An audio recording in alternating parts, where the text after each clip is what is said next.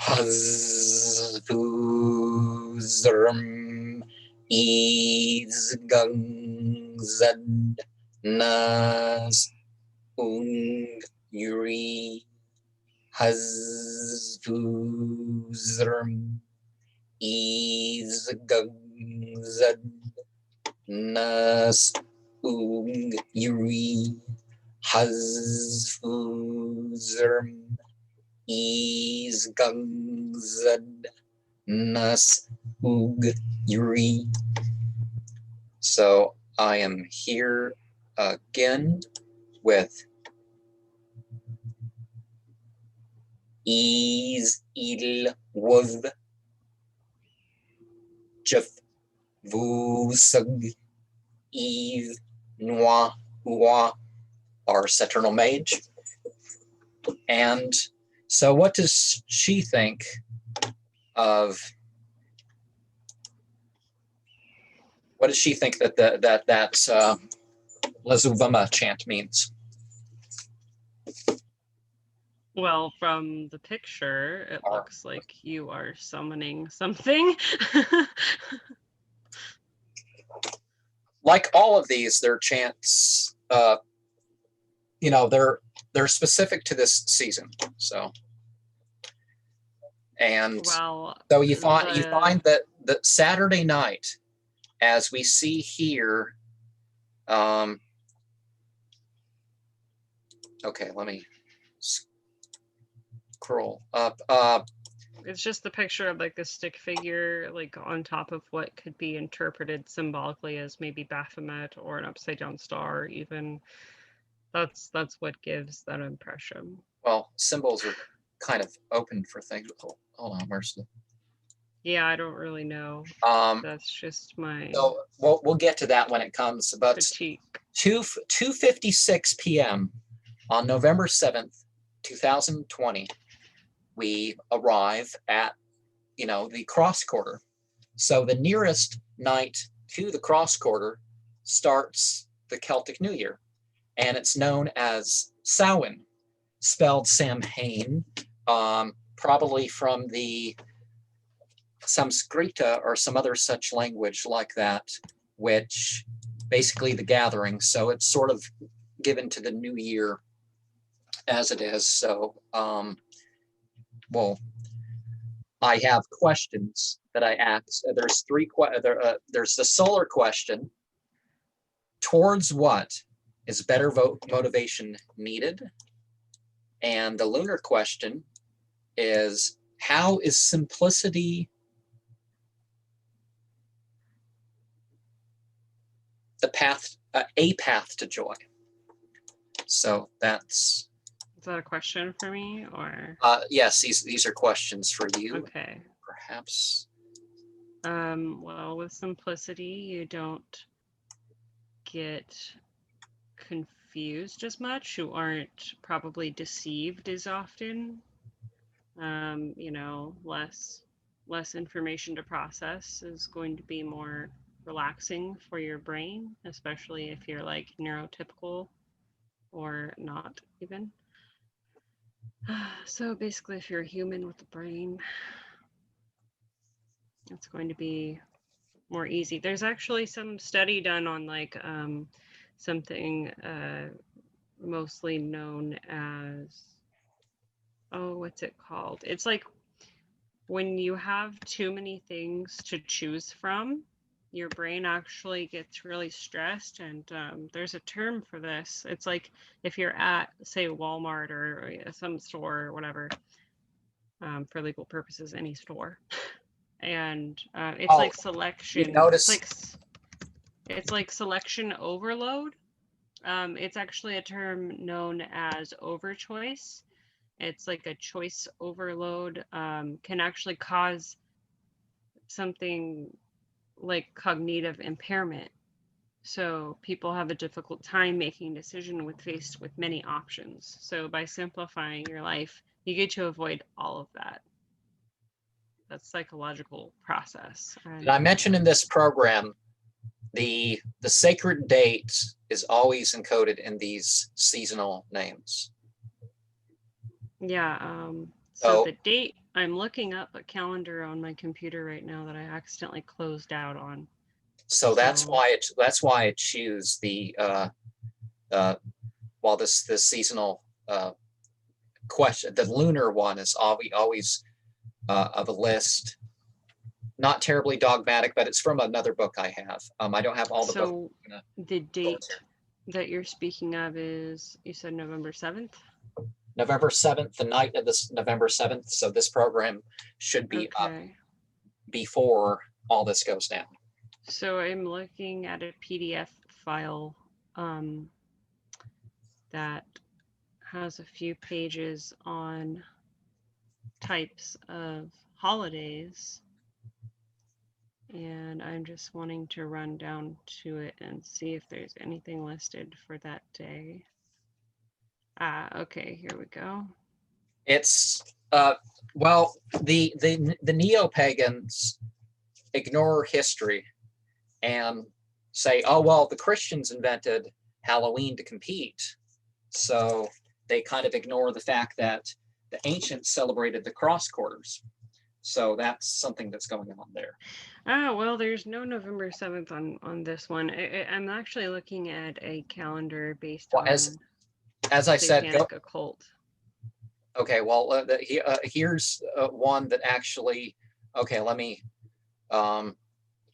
Today is supposed to be the the Satanic Revels, which is a sexual okay, sacrifice. www.archaeoastronomy.com. And I don't just say because there's just one thing, but that's the astronomical reference to the seasonal points. And it turns out, if you look at the old calendars, compared to November, it was a week into November. So the Celtic New Year was celebrated a week into November. And I would just like to tell people, please keep your animals in surrounding Halloween time, even up into the first week of November or the week prior. Please keep your animals in and keep them safe. But yeah, that was And one. also December 21st. And yeah, December 21st is actually another animal sacrifice date in the occult satanic calendar. So keep your animals in.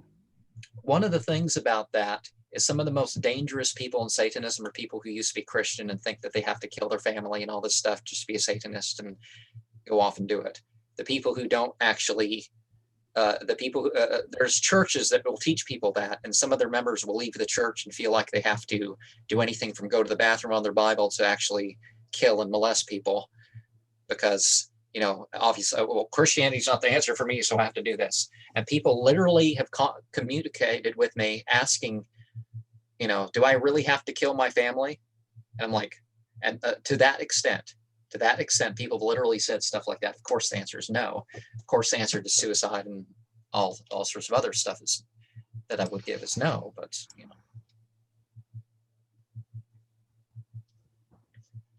I would like to go over this calendar at some point, if you'd let me, just to inform people when to keep their animals in and how to stay safe and well, what's really going on certain dates that we've been taught otherwise, I think so that we're I think secretly involved. people are aware of that, but there's been I don't think investigations. there are many stuff, but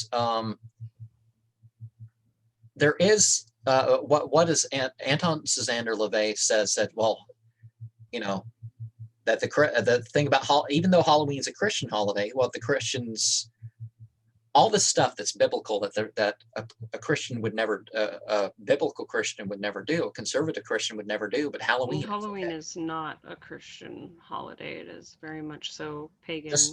Well, pagan has no meaning in terms of it's insults like, hey, it's like calling people goyim because they're of a different faith. That's not something I want to take part in. But Halloween and Christmas and Easter were invented to compete with stuff. You don't find Easter. They wrote Easter into later Bibles, but early Bibles, the King James Version of the Bible doesn't have Easter in the first. Yeah, there's a problem with a lot of the New Age Bibles. There's definitely a different lineup of ideas, and transitional words are not as they Oh, once were. That is oh, a and problem. speaking of trains, that's why I want to make sure. I'm not sure if I can say this right because some of the spellings are a little bit different. But Okay. in the Celtic calendar, we have one of the things that they refer to as the three trains. And whether you're monotheist, polytheist, whatever, I'm referring to Celt in a more broad sense than some sort of pigeonholed some thing that people came up with. But I'm using sort of a Gallic sort of term, and if I'm not pronouncing it right, the Goilte, the Yantre, and the Suentre. And so the three noble trains, you start with sleep, and you have joy, and you have sorrow. So sleep, the darkest time of year is the So is time, this like the Gaelic calendar or whatever? and so that's, if you notice a slight sound in the background, I started off with something more conducive to sleep. This is more for paying attention. And let me see if I can I'm not quite able to find those particular words that you spoke of on the Gaelic Celtic calendar.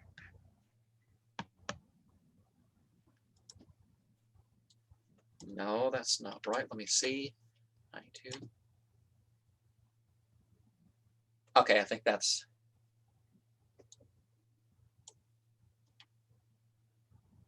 closer to a more active thing.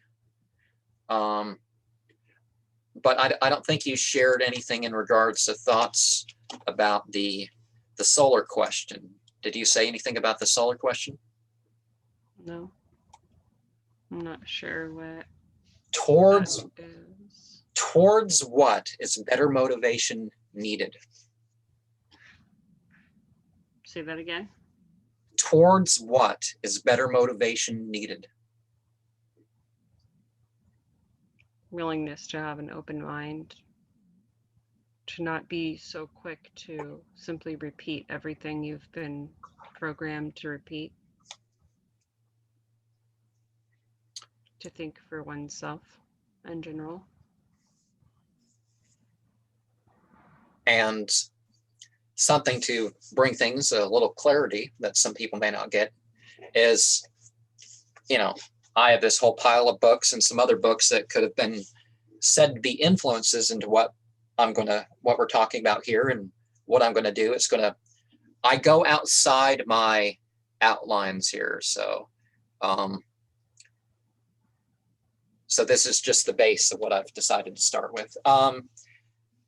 But all these books, I don't just believe something because it's in a book. I come up with my own conclusions. I use mythology how I want. I do my own reconstructions. Like this book in particular, it has, some general ideas and stuff like this, but I do my own reconstructions.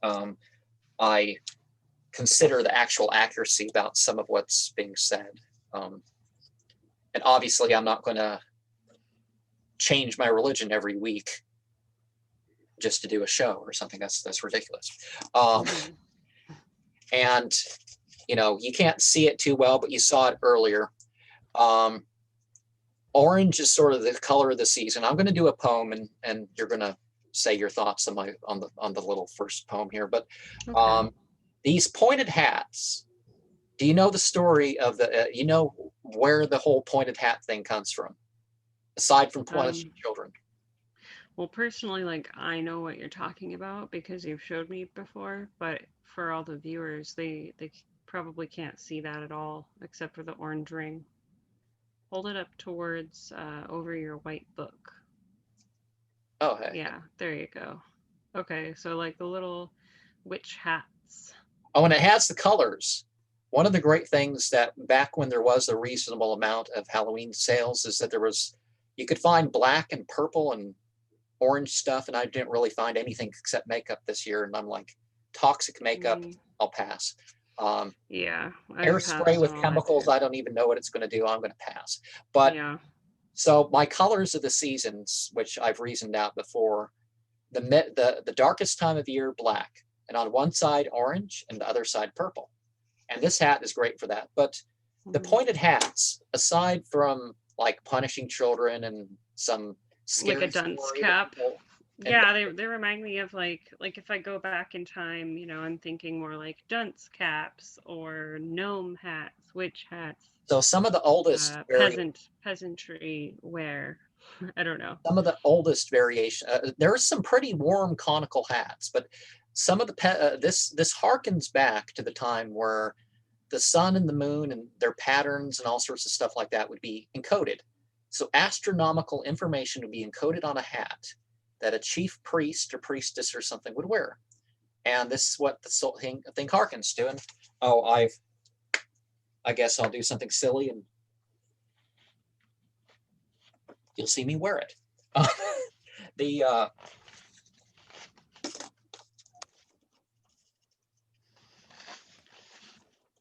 Okay. So I guess now is a good of time as any to share my poem. Dream without twilight, gleam of the ice in the night, stream forth, renewing beyond fright.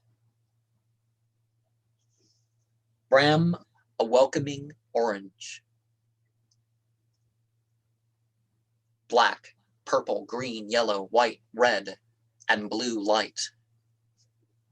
Where we are not holy, there is now a clarifying silencer. The covenants are seated beyond the shoulders. The veil was rent.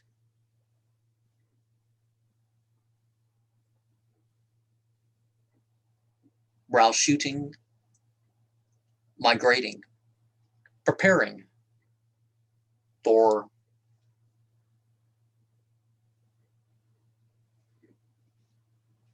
suspending. Oh, I'm sorry. I've the picture you can't read as well. Scratching and hoarders. The aspirant continues beyond fearing. Is ever the harvester. Life and death are ever merging in the elders. Upon the influencing and motivating, we will be singing, identifying, and interpreting, and isolating, like the inspiration and revelations of our spiritual tradition and each ancestor. Okay, well, I'll stop that in the middle there, but so what's your thoughts on that but so far? The first few sentences or paragraph, it really made me feel like I was in the point of view of a spirit, you know, traveling through winter and time, and then it felt like it was guided towards going back in time, towards your ancestors. It was very descriptive with the colors and the surroundings. It painted a picture of that for me.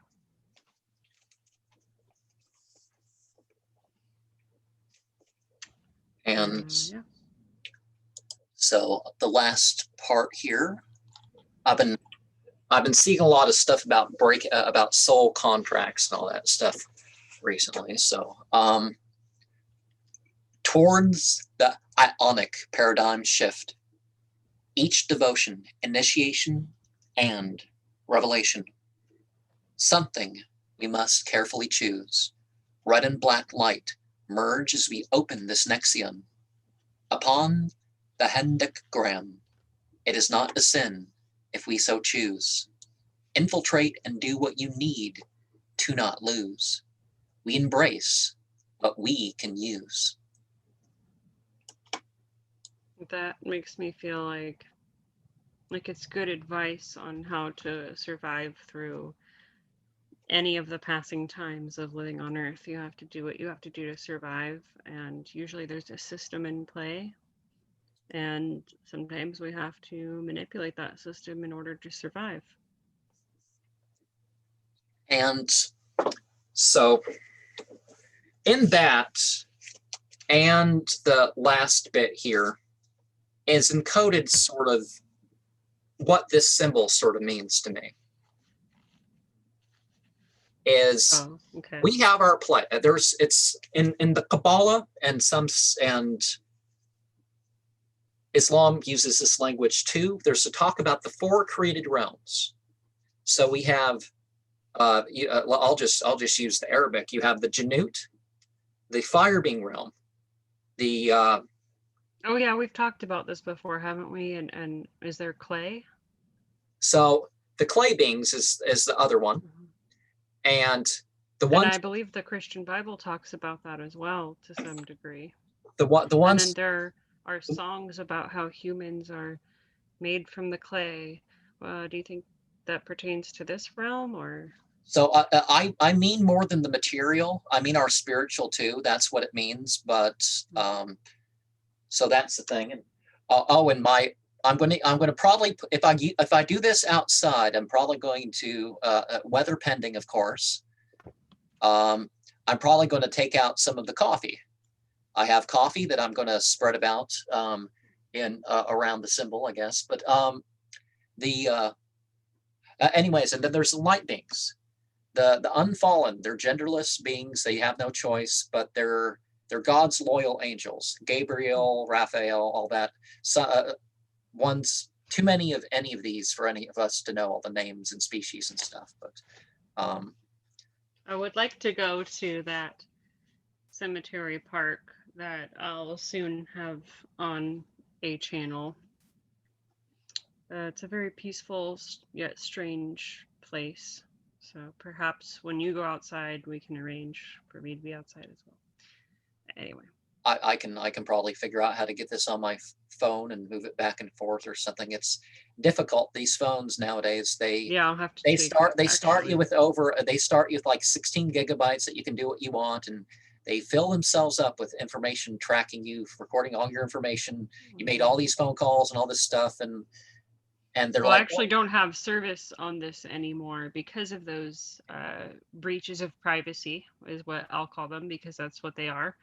I actually no longer have service. And then the cell phone company's like, "Oh, there's nothing we can do about it. They're just designed to do that." So you lose. Yep, that's the whole thing that people agree to when they yes. And they're saying, "Oh, just get another 20 gigabyte space one," and it's like, I'm not spending another $400 for a phone or $200 or whatever you're trying to.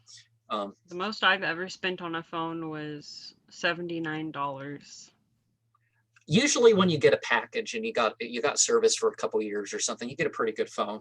I've never been able to afford anything on a contract. It's just outrageous. I know somebody that pays like $120 for their phone and their service per month. That's outrageous. I've never paid above $35 a month. Well, sort of a detraction from I was because particularly with all that's going on, I'm just hoping to get a step away from all the politics and stuff for I think I'm going to make a mask out of this because I can breathe through this material very, very well. It's very thin. It's very sheer and layered, but yeah, I think I'm going to do that actually today. Well, what was that? So light being, and then the so the Malakut, and then the Lahut is so a bit. So the realms are what's their language naturally? Well, I'm giving Arabic terms, but in English you just say fire being, clay being, light being, and you could say for the other one sort of the God realm, because it's not exactly God realm, like heaven, or what do you mean? Well, in a belief that people would say that God, all realms are gods, but belonging to God, but as in like God has names and stuff. We don't know God's essence, but God creates like there's a creation. We know God in an indirect sort of way that we and this is what you interact with in a theophany or whatever, that God has names. So this is the realm where all these names, El Shaddai and all that stuff is supposed to be in its purest sense. But we know it through angels like Gabriel, like Al-Jabbar, the Arabic is from Gabur, and Gabur is like, but Gabriel is mighty of God. So you have all those names with Al or Yah at the end. Those are like, Aren't those types of things like from the Christian Bible, aren't they like originally Hebrew? Hebrew didn't exist when Christians first started their thing. It was called Aramea, and it's different in the sense that French isn't English. I don't know anybody who would say that French and are French or German is English. People don't really make that argument, but they make that argument about Hebrew and the Bible. But if you read this, it's just something I've heard that I've always questioned. I'm not stating it as fact at all. I have no idea. But if you read this with the help of a Hebrew dictionary rather than a translation, you're going to get all messed up. You're going to talk about destroying the temple and all sorts of things that wouldn't be the case if you read it in Aramea. And for example, a lot of stuff when you have the what is that there you're holding? This is the 24 books. Originally the Bible was the Jewish Bible was 24 books. Like the Apocrypha? No, this is not in there. But the most common Jewish Bible was originally 24 books, and 2,000 years ago they decided we're not going to allow any more changes to the rows, to the columns, and the letters. So is the book you're holding a different language entirely throughout? It's translated. There's translations and notes. Oh, and I'd like to find that. I can actually go in and say, so the Bible, there's a little bit different order than the old. Wait, is that supposed to be the Christian one, or what is that supposed to be? No, there's a lot of changes that the Catholics made when they came up with their version of the Septuagint, because the Septuagint. Well, I'm drawn to the book you're holding. I'd like to borrow it. If there's translations. Or maybe we can read it. This one's actually, this is how you know a pass authentic. It's like, there's a book I have behind me. It's like 5 cents a page or something like this. And this guy's not just out there trying to sell another grimoire. A guy that I interviewed, he's not out there just trying to sell another grimoire for $100 or $200 or low content. People are selling page by page information, because I've seen that being done on eBay or other I mean the price. People are trying to sell religious books for like $1 a page and trying to and all this stuff. But the real authentic teachers it's like, I'll make a minimal profit. I want this out there. I want it to have its effect. And this guy, say what you want about about the rest of what he has to say, because obviously I don't think anybody is going to agree with every one of my guests on my channel, but I can treat people with respect, whatever they believe. But I would say the point would be to agree. The point is to there was originally and learn. But by the time they got to this stage, this uses the Masoretic text. It shows actually some variants, but you really can't come up with a variant Bible like you can with the Quran, because there's just too many variants in any book to really do that. But anyways, there was originally 24 books. So I don't know what point I was making with all that, but the language being used. The K. There's all these words with the K at the end, and they've used that you, and it's not really like that. It's like saying the word like or as or something tames. So the meanings, a lot of the meanings are quite significantly different. Some of them are very similar. There's some stuff. The thing I love about some of the Jewish texts is they'll tell you straight up, we don't know what some of these words and even phrases mean.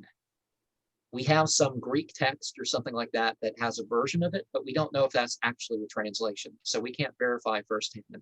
Some of the Jews will tell you straight up, and but I'll pass on to the final portion here. So, and our vitality seeps into all 4 created realms. Our spirituality is unbounded by how others repressively regulate. And that's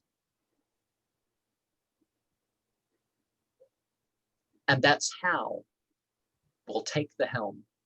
Our spirituality is, our loyalty is how we covenanted to our kind, and the change from the mundane we contemplated. Our energy is unbounded by the attachment that will leave reason to be reincarnated. We make our own experiences happen and interpret them for ourselves the same. The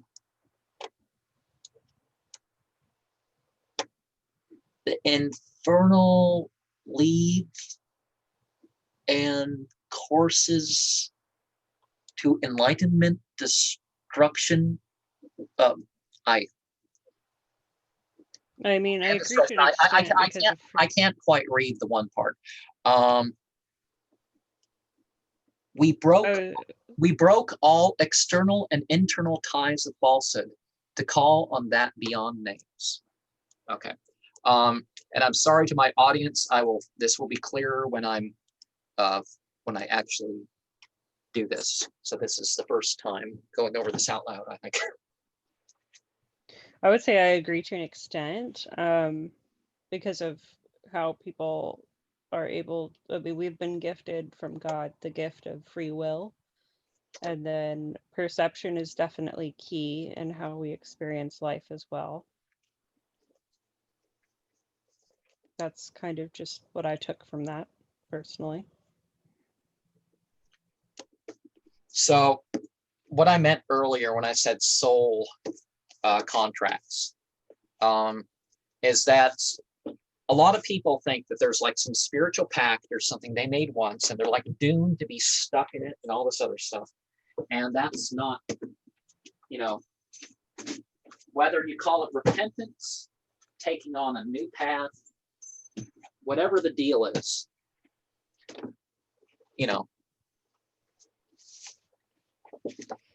I believe it's time to introduce the special guest for all of our animal loving viewers.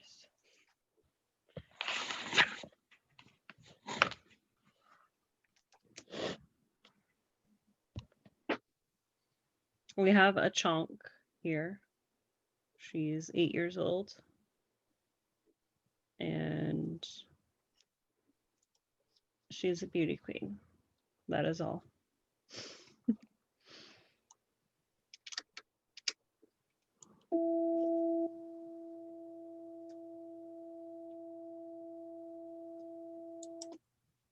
That's too loud, I think.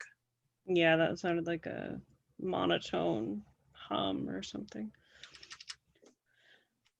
So, this giant horse will now take over my portion of commentary. I'm just kidding. But she could. Because she's a superstar. She's a superstar. Okay, I'll stop being weird.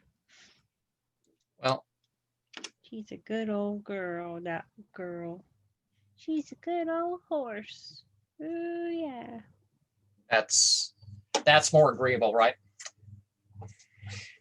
So this belly is agreeable. So this here. Wait, what are you playing? I'm sorry, but what is that noise? So I've been using different frequencies as the show has been going on. That one's freaking me out. I'm gonna tell you straight up. I don't like it. I don't know why. It makes me nervous. It makes me feel like fear. This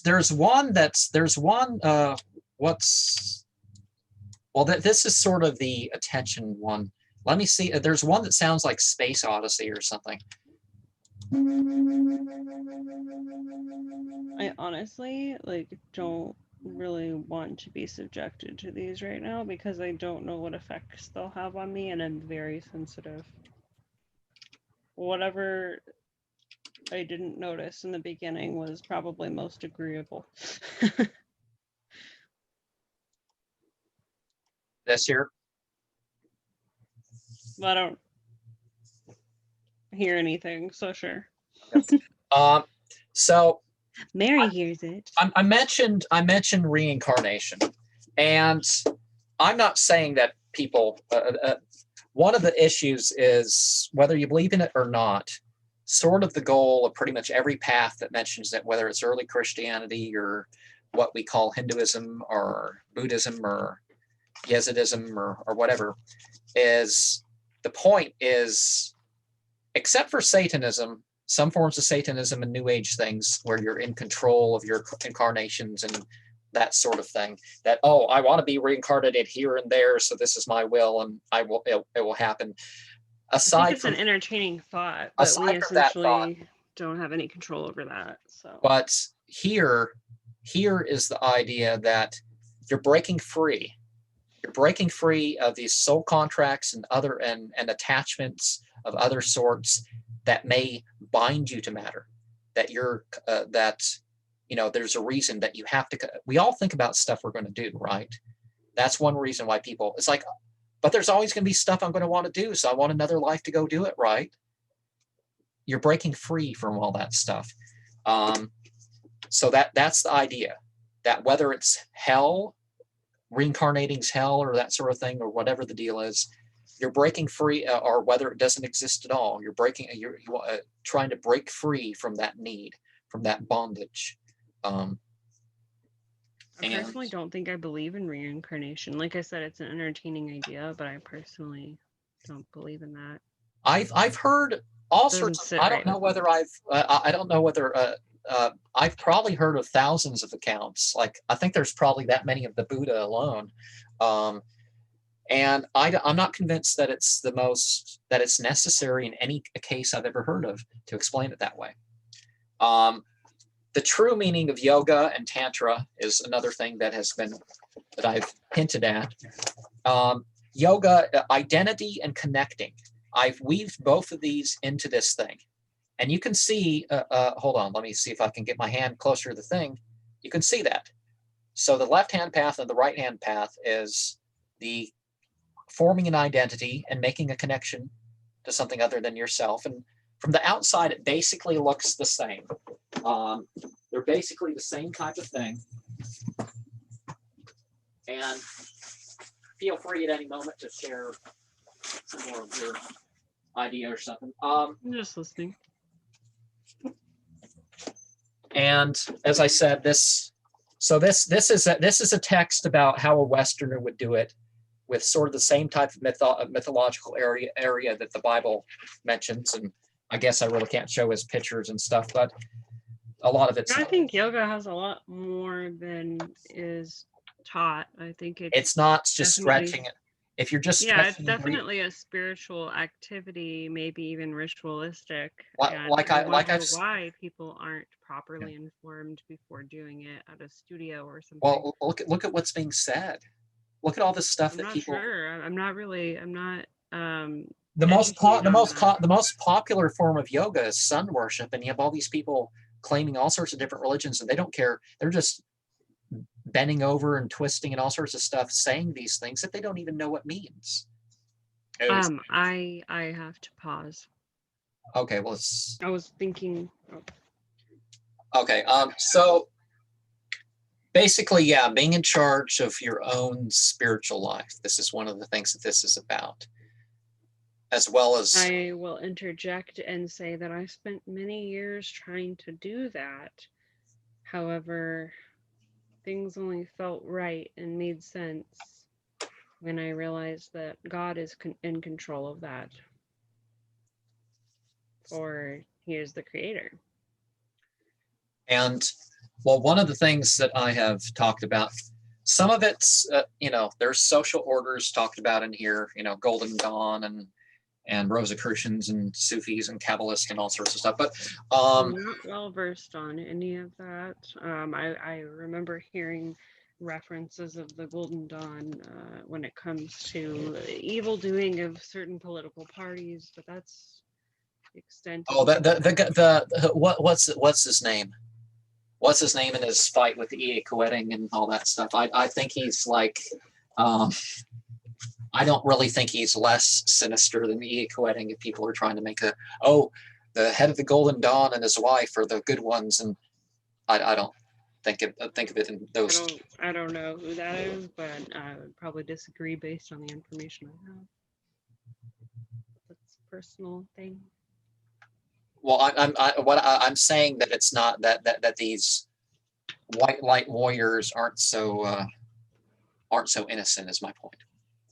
Oh yeah, Um, nobody's innocent when they're involved with that kind of stuff. But like I said here, talking about the ancestors, the revelation and inspiration that came amongst them, whether that's be by prophets or whatever. One believes reconstructions of certain ideas. Go ahead, talk for a minute. I mean, if you tell me to talk, I'm going to talk about the most random stuff. For anyone wondering, I'm eating banana baby food. I have digestion issues, and these work wonders for me. Okay, let's.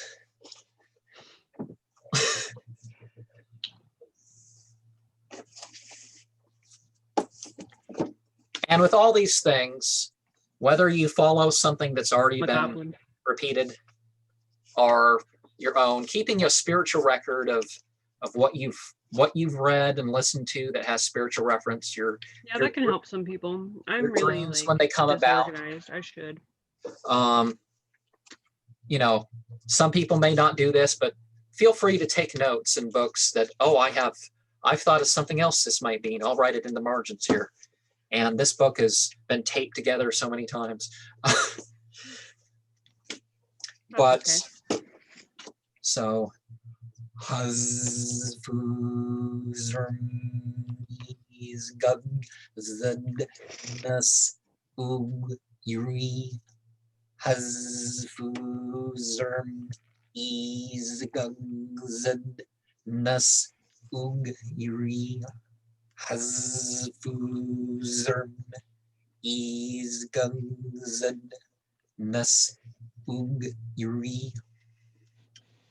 and I don't know why. Oh, that's, I was trying to figure out. Did you all see the over the hill candle? Not really, because of the background photo. Put it in front of a white book. Well, I showed you before that would be an Old Testament version in Greek that the King James version was put into. That's the King James version is based on this Greek version. So let's start here. One of the themes that we have here is divination. But divination is a spiritual process of brainstorming. Is kind of a little bit different than I've shuffled a deck of cards, or I've rolled the dice, and therefore I know the future, or I know this unseen thing about you because these two things came together. Would that be like that's not what I mean. Saying. So we're going to get into some things that have to do with that. And so let's start here. And I guess when I have the book open, there could be, except for this book right here, there could be copyright issues. So I'm not going to show that, but okay. So there's sort of an origin of magic story. And you can extend this from verse 97 to 103, but we're only going to go over 102 here. Is it 102 we're going to do? Yeah.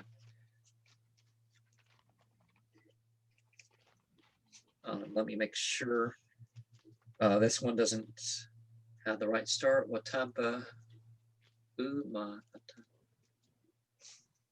Okay.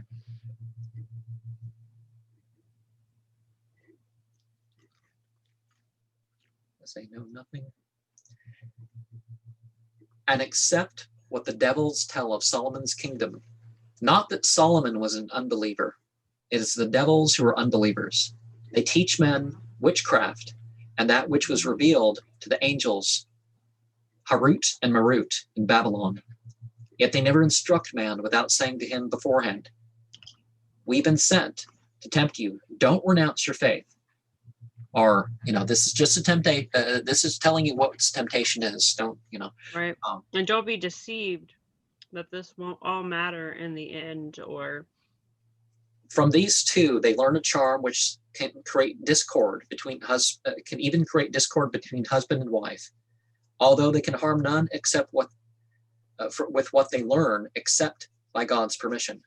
They learn indeed what harms them and doesn't profit them. Yet they know full well that anyone who engages in that traffic would have no share in life to come. Vile is that which they have sold their souls.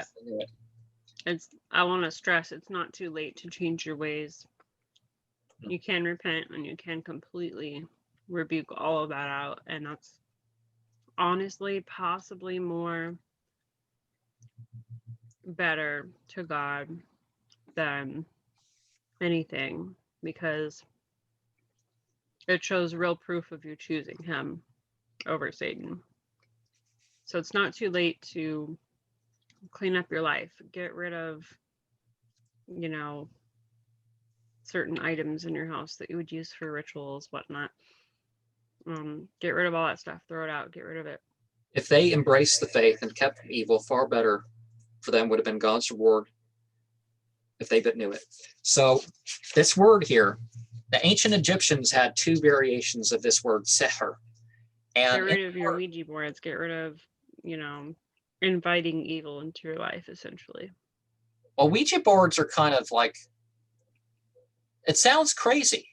Worship whatever to give whatever control over to do whatever. Well, it's supposed to be for talking to the dead, which the Bible goes against. You're supposed to let the dead rest. But you won't get the dead. You'll get demons. As you see, I'm going to get into actually those references, all of them, if we have time here. But one of the things that I would say with that is that,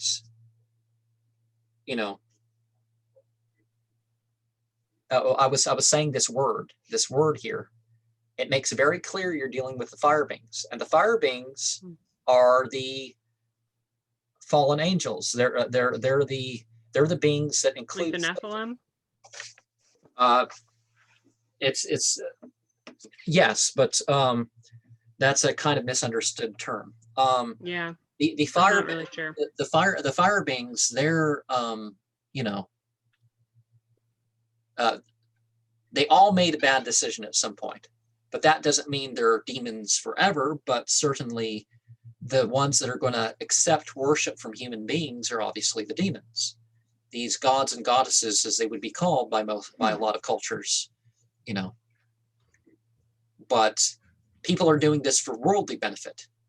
It's like in the International Society of Krishna Consciousness. God says about this world, don't get too attached to this world. This world is full of evil.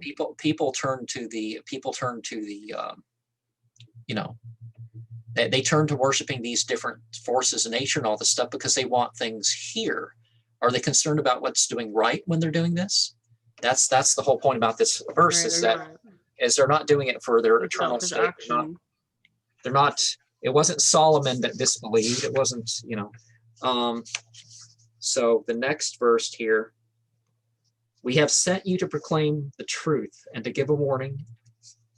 You shall not be questioned about the errors of hell. So if what people do with stuff, that's their doing. It's not really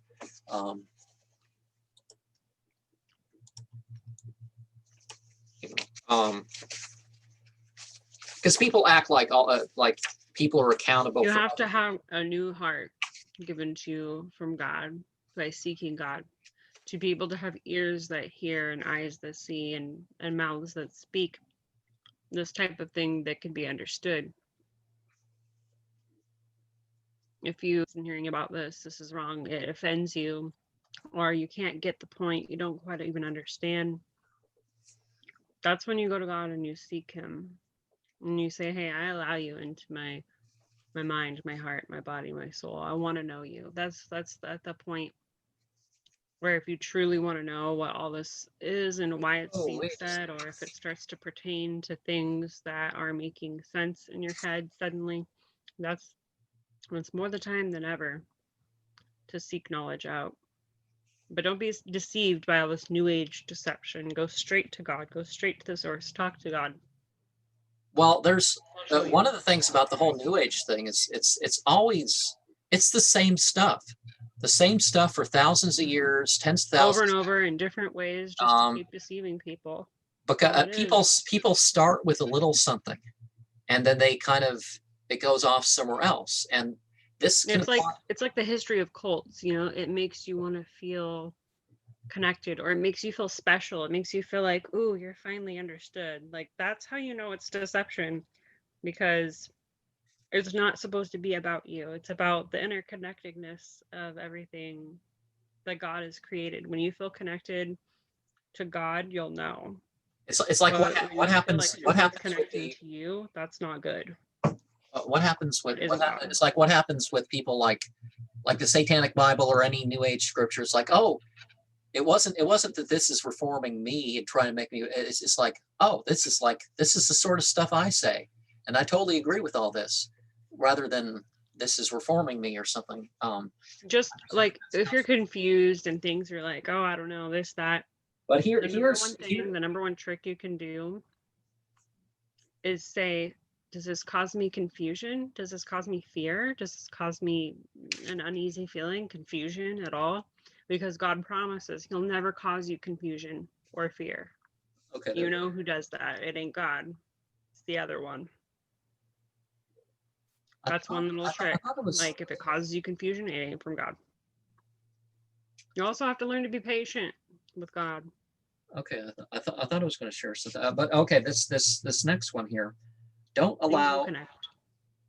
So 5:3, don't allow the hatred of those who would debar you from the holy months lead you into sin. Help one another in what is good and pious, not in wicked and the sinful. Yeah, don't hold grudges. Don't hate each other. Don't separate yourselves from one another. It doesn't serve anybody any good. Take a look around, especially right now. Have fear of God. God is stern in retribution. Now, one of the things is like, okay, hating evil and wickedness, but don't turn it into something. Yeah, I mean, like you're hating the other person to the point where you're going to do something worse. It's like I did a program talking about like what you'd find in here said about blasphemy, and the difference between what you'd find here and these two here is that the blasphemer, okay, this is something you separate yourself. Instead of being like, oh, those people don't know God, they're below us, they're dumb, they're idiots. Like I used to say that stuff. I used to feel that way, but that's not the case. That's not the true case of how it should be. What makes more sense is say, okay, those people are lost. Those people don't know what they're thinking or saying or doing. They're involved in evil doing or, you know, whatever, New Age deception. Don't hate them. Help bring them out of it. Help them with kindness and patience and love. Because I think at this point on earth, we've all been there. So yeah, just okay. I thought I was going to share the thing about in intoxication and gambling, there is good, but the sin outweighs the good. I thought I was going to say that because the word sorcery, just like the word I've struggled with both of those things before. Just like the word seher has reference to not only you're dealing with the fire beings, but it has reference to the word trickery. So fire beings are like what would you describe fire beings as? And there's two types of existence had choice: the humans of the clay beings and the fire beings. And so the fire beings, they have respite. But so some of them are straight up what you'd call demons. Some whether people call them gods and goddesses or whether they're that's another New Age deception. There's no such thing. Well, no, that's it's the same thing. It's deception into giving power over to some like bad entity. But what I'm saying is that most cultures haven't admitted that they're bad entities, but if you look at, and nowadays the New Age deception is that you're using all these words and stuff, and you don't know what it means. All these cultures, they knew what these creatures' names meant. I think a question people might have is, well, why is all this happening? Why is all this deception? It's so that literally Satan can snag you from God. Well, Satan will be like, haha, I took your creation. Well, that's actually that's the standard myth. But what I was saying with that is that you look at you look at a lot of the names, and you literally have some bad sounding names, the corrupt ones and the filthy ones and all sorts of stuff. And people are saying these names and they don't know what they mean and saying, oh, they're just corrupt. Yeah. It's just racist corruption of God names. And it's like, Or they're like, Well, oh, it's just a powerful entity. It's like, well, no, you're talking about a demon. you're talking about something that's like it's like the Epstein thing and the Lilith and the slave trade emblems and stuff like this. It's like Yeah, people. that I is. had no idea. I had no idea who was using that. I would have blown the story 20 years ago if I knew that this stuff was all public. But they glossed over it so much, and nobody ever focused on it. And Well, we have one more special guest here but who's bumping my computer screen. okay, well, okay. This next one, What obviously. do you So have to say about all this, I'm Mary? connecting to the whole chance thing here. So believers, wine, and games of chance, idols, divining arrows, are abominations devised by Satan. Avoid them so that you may prosper. Satan seeks to stir up enmity and hatred among you, continuing the theme of hatred there, by means of intoxicants and gambling, and to keep you from the remembrance of God and from your prayers. Yeah, it keeps you from all that stuff by getting you literally addicted. And it's like, okay, well, I've got you now. God can't have you if I have you. That's basically what having an addiction is like. And at the same time, it causes your existence to be a living hell, as you'll hear most people say. Will you then abstain from them? So, yeah, that's the thing. So it starts. It starts with you're merely being entertained. Mm-hmm. That's where they start. It's like, look at all this stuff on the television. It's like, oh, and then Elvis shook too much, and then look at the stuff nowadays. The Saturday Night Live thing. Also, It like started with idolizing what I talked about, but that skit idolizing celebrities from the TV realm, it's and just then a distraction they're off and they're off idolizing using people. they're off using drugs and doing far worse things than drugs, and people follow this. It's like, Yeah. and of course you can't get away with it like the celebrities can. So, but that headless horseman skit, that I gotta never click on a thing like that. That's no. That's okay. I'm moving on. So 7188. I'm sorry to anybody out there who's annoyed by me chewing gum, but it helps. Helps me relax. Oh, I already turned it to say, I have not the power to acquire benefits or to avert evil for myself except by the will of God. Had I possessed the knowledge of what is hidden, I would have availed myself of much of what is good, and no harm would have touched me. I am no more than one who gives warning and good news to true believers. Now, standard religion differs from a lot of what people talk about in that the prophets weren't Cassandras. And do you know what a Cassandra means? I thought it was a female name popular in the early 1990s.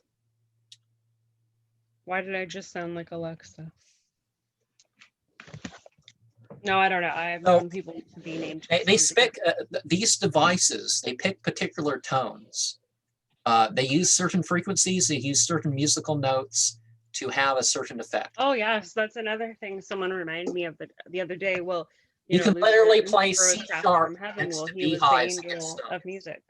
You can literally play, take your guitar or whatever, and go out towards a beehive and play C sharp, and you're more likely to cause stinging. So when you're out there in a park before, so when you're out there, if you really want to do something, yeah, that goes hand in hand with like the frequencies and the binaural beats and like all that stuff has a lot of power. Why does it have power? How does it have power? I don't think we're very educated on that, but I'd like to. And the symbols, people are doing stuff that they don't, it's like, and they changed the symbols. It's like there was a preacher who took a trip to the Middle East and saw these geometric designs, and he came back and said, the 5-pointed star is evil. It's like, but when it's on a Christmas tree, so whenever it's not on a Christmas tree or something, people are like, Christmas trees pagan.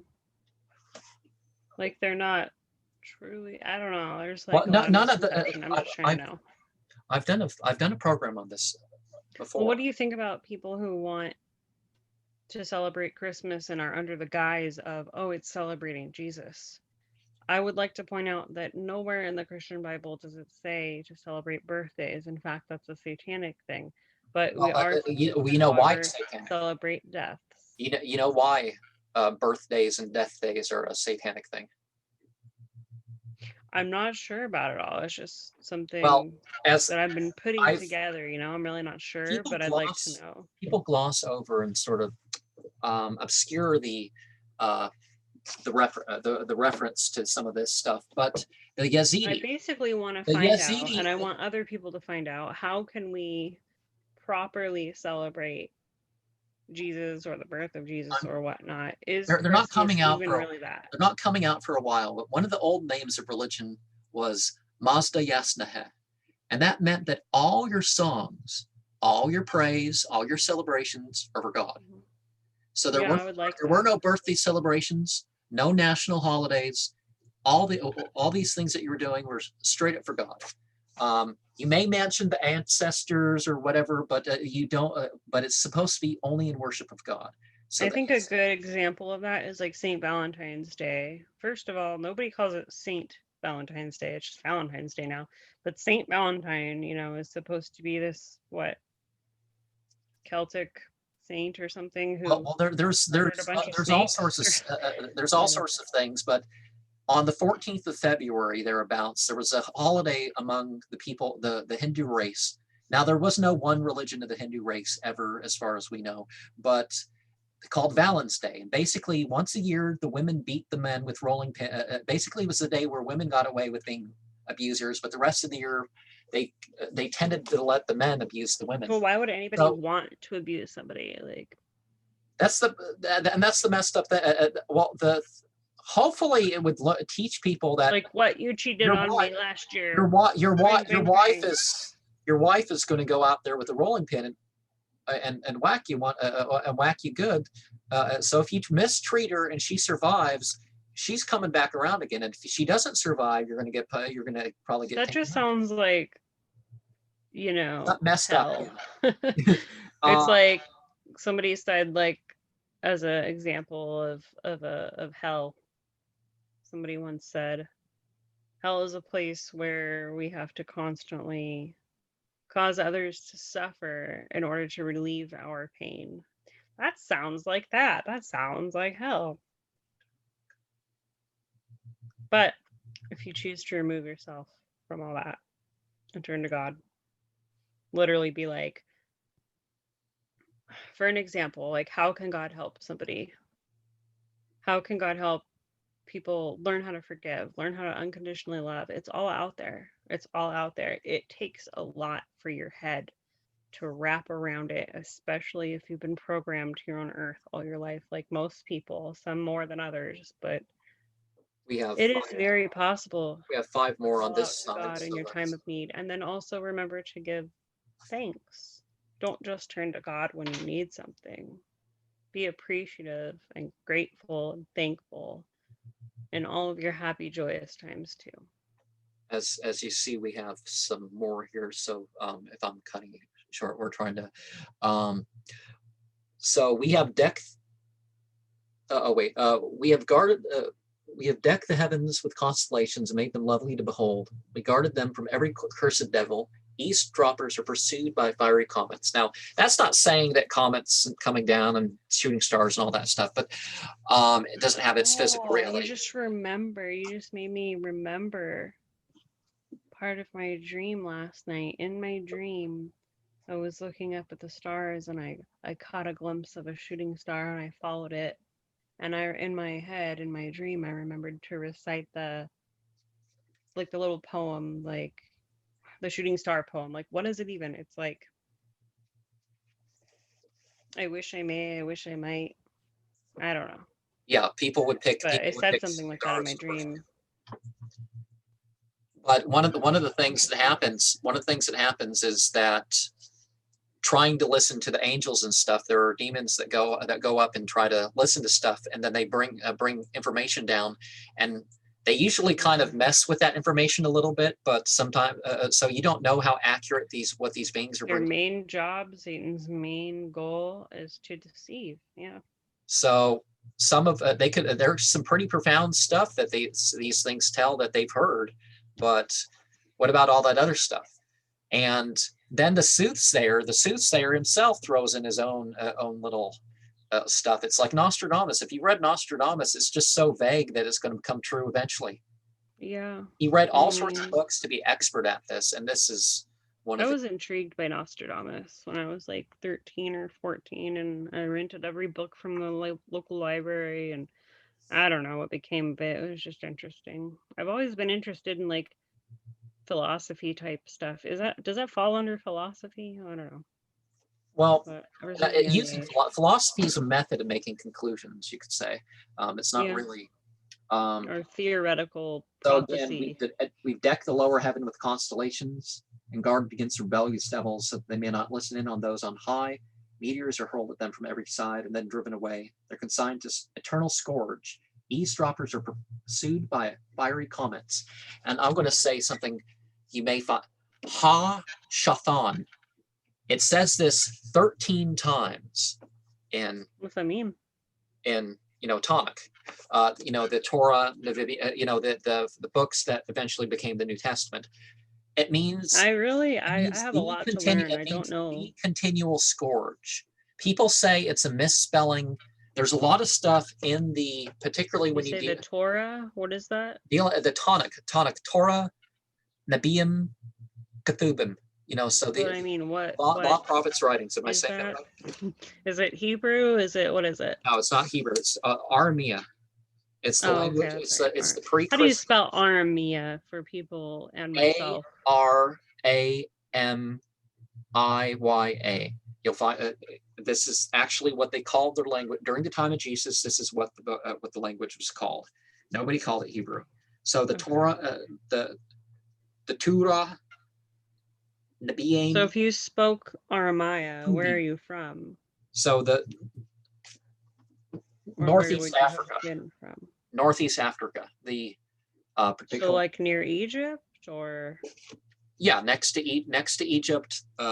So Egypt. Egypt is a very interesting. In ancient times, the Egyptian language influenced Aramea. Aramea didn't exist until after the Egyptian language, and you'll see stuff make its way into that. You'll see stuff make its way into Arabic. Arabic influenced the later Hebrew, but Aramea was before Arabic.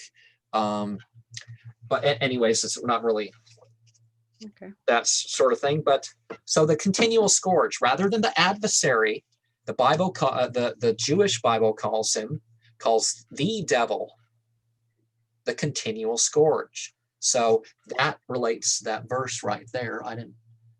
Wasn't thinking that for a second here. We have so 52:29 here, and then we'll get into.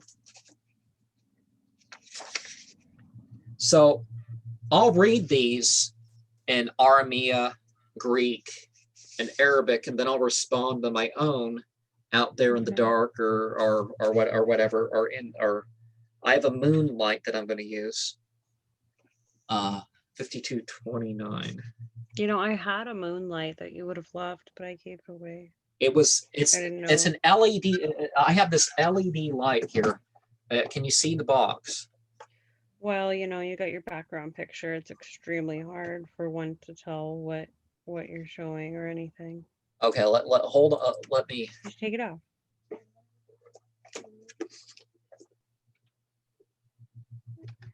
I would love to have one of those for like my nightstand. So they were like half retail, and I'm like, I'm not sure how long it's going to last, but I think it's awesome. And there's no blue moon except unless you're using one of those and taking a picture pretending it's like it's the real moon. Take your background picture off for a second. Oh. So I have that on for security. So 29. So how many people do you think watch these videos? Because I'm not a person who speaks online. It varies. These aren't videos. Neither the Ekankar or anything that you've been on or sort of thing that would get thousands. I'm so nervous about it. I can't even go back and watch a video that I'm in because I'm just like, I'm very camera shy. I don't even like family photos or anything. So therefore give warning, by the grace of God, you're neither soothsayer nor madman. And what's the word here? Oh, Majnun and Kahin. So the madman word is an interesting word. Majnun means the quality of a jinn. So basically, the person, because they've let themselves be open, has taken on the quality of a demon. Yeah, that's what's happening all around right now. And people are literally people are posting so videos confused. where people. Some of it's fake. I'm not saying there's not that, but there are people who get possessed and they give themselves over, and you're just. It's like, what's this guy? He's like he's on drugs or I something. think it can also slowly happen so as not to be Oh yeah, seen or heard. it's rarely something that sneaks up on people and that sort of thing. And when they do, Also, the theory of having demons tethered to us, depending on if we're letting them attach to us or not by how we live and what we allow. and the You know, people struggle with themselves. I won't particularly pick out any one type of person, but people who struggle with themselves, knowing themselves, what the identity crisis, so to speak. I believe that that is slow but sure possession. and the other word there, Kahin. The Cohen and the Rabbi, the Ha Kahanim were the enemies of the prophets, according to this book here. There's some exceptions in what it says, but Jeremiah. There's no way I can see that. Well, this is the Tana. This is what became if you had like Old Testament. I don't know how to fix it. Let's just not discuss another thing. But I have it on a setting that makes it easier to see some of the books, and I can use a background. Oh yeah, turn it on its side. I might have. Oh yeah, the side was how you. Okay, which. Yeah, I can see the title somewhat. Depends how you angle it, but so that's what does it say? JPS Hebrew tonic. Okay. Hebrew English. Well, Hebrews they call it Hebrew, but Hebrew is not historically appropriate. So where do you personally come across all your books? Do you seek them out just by reading what other people have read? Do you just find them? Like how do you? I did research long before I had internet. So yeah, I seek stuff out. I know like there's 74 books that the Bible. Where's a good resource for people who want to explore these types of books to find? There's a lot of truth. stuff online. Not everything is online, actually. What's like a good I've commented like, for example, the Islamic tradition, you find tens of thousands of narratives, and you find basically whatever you're going to look for online. But for some reason, the different versions and stuff, the different books of the Bible and stuff like this, not sometimes they're just really expensive translation books, which are okay. What if you found like a sponsor for like a used book website? You know, is there anybody out there that wants to sponsor you for book websites? Not this far, and to some degree, I don't know if I want to be bound to. Here, I'll buy you this book. You have to read it and do a program. If except a really brief program, I'm not sure. Usually, it's just mentioning their website and what they offer quickly. Oh, that sort of thing. I don't know. Perhaps I can get some sponsors someday. I'm open to offers. I have recently started my channel. He said one person was interested. So basically, the access controlling priest is. I think we can, if you don't mind, we can leave a link to my new YouTube channel in the description of this video for anyone interested. You can type it into the chat. We don't want. I'm not that interesting. I'm gonna post weird stuff sometimes, so take it or leave it. I'm doing it for me, so I'm not guaranteeing any type of specific content other than me just being a real, true, curious human. It might have food. It might have cemetery reviews. I don't know. I swear by all that you can see and all that is hidden from your view, and that is the utterance of a noble messenger. It is no poet's speech.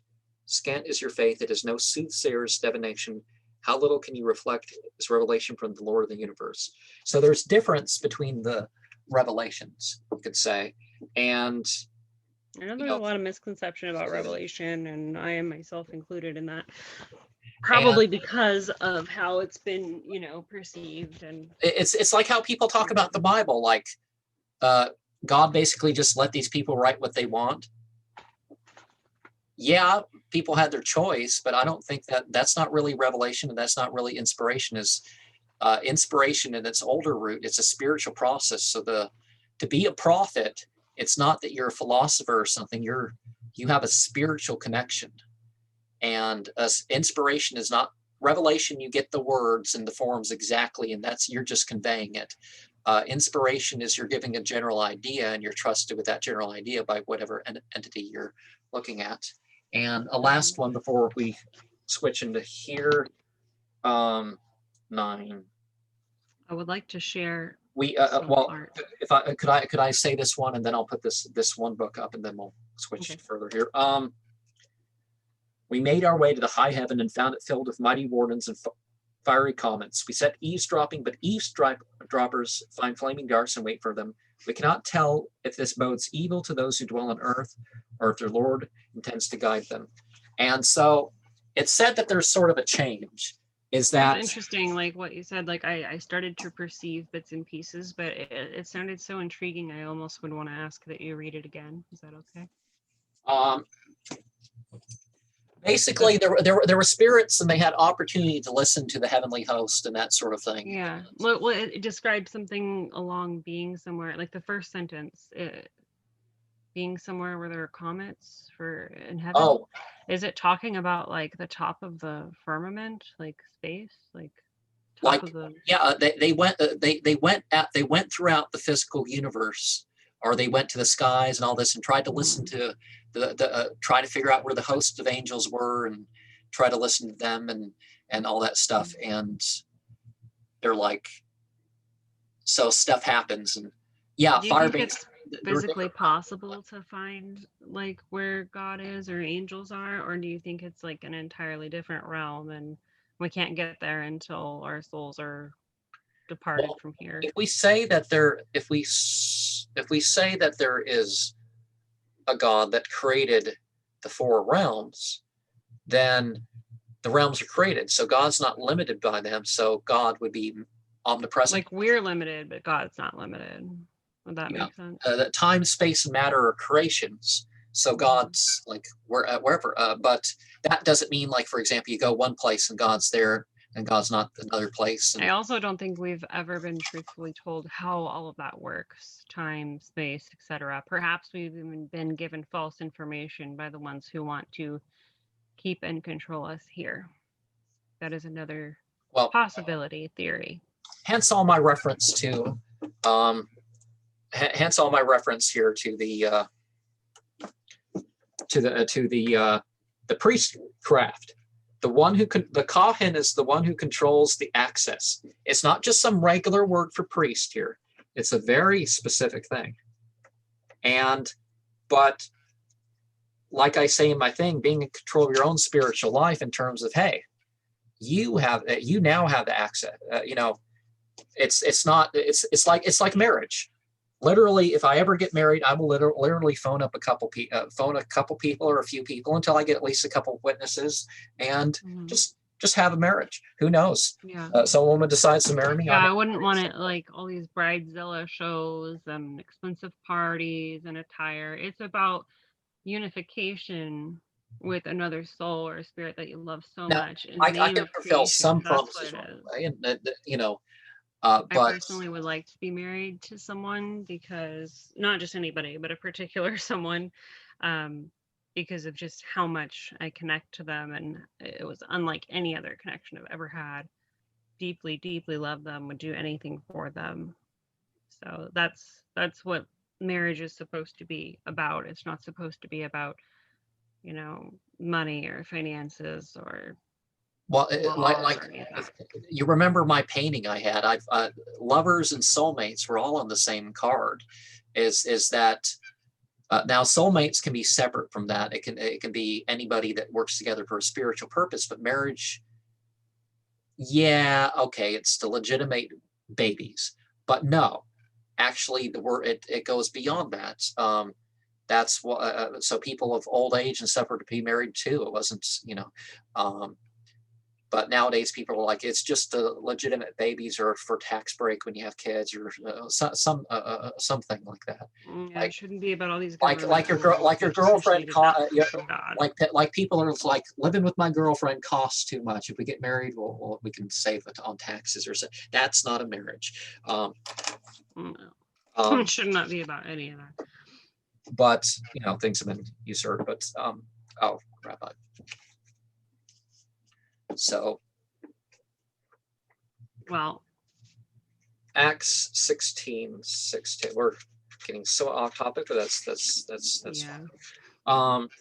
So 16:16.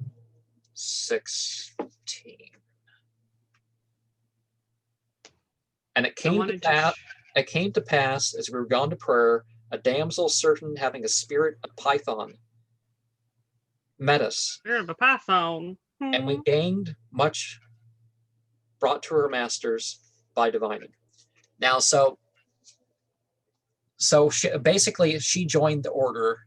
She joined this new Christian movement, and she gave up what she got as a result of, being a soothsayer, because the spirits had convinced her, and she's like, no, this money and stuff that I got, I'm giving it over to charity. I don't want to be associated with this stuff I got from this means. That seems to be the impression I get from that. And what situation is this? Who is this? It doesn't say the name. There's a lot of stuff in the Bible, in the New Testament. There's like, we don't know, as was supposed. So we don't know if this is the right age, but some of us think it was. And we don't, something about the third heaven, but what about the second and the first? Oh no, he didn't say anything about that. And who's saying this? And yeah. But the spirit's being named. So the spirit of Python, Puthonos. So basically it means the same thing as nowadays. So the big old snake demon, maybe connected to the Nagas. There's an area in Pakistan that was said to have been where the snake people lived. And so they were supposed to be a whole tribe. Would that be like in reference to reptilian? I don't really want to sound all David Icke. It's more of a spiritual, psychological thing. So Acts, Zechariah, Hebrews 9:1. Let's go Hebrews 9:1.